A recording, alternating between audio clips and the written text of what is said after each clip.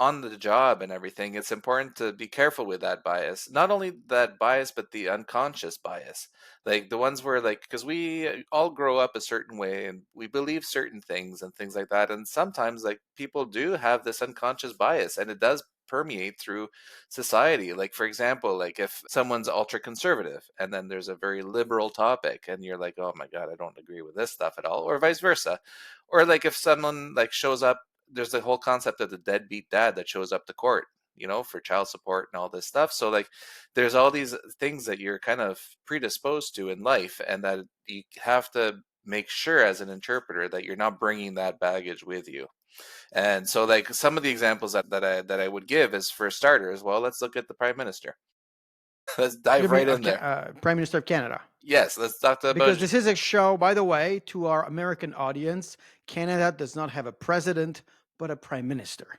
absolutely, yes. And our prime minister, his name is Justin Trudeau. And the first time that I interpreted for him was before he was prime minister. So he was with the Trudeau Foundation, which was set up by his Before he father. was an MP?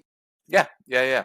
Before he was even in politics, he was part of the Trudeau Foundation. He was a member of the board. Yeah, my opinion of him at the time was, wow, this guy, he speaks well. He's a good speaker, like he gave a great presentation. I was able to follow. He's great sentences, not like other politicians that we have nowadays that can't finish a sentence. Like he was very good, very eloquent. And I was like, man, this guy, I think maybe he's going to get into politics.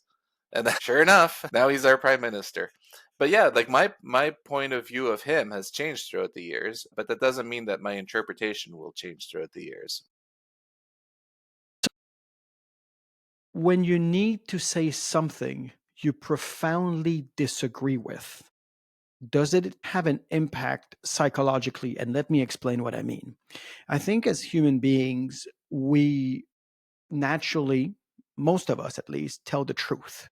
Yes. Whatever comes out of our mouth is something we believe in, something that may that be an opinion or a thought or anything else, but it's always how we perceive the world, how we perceive our own truth.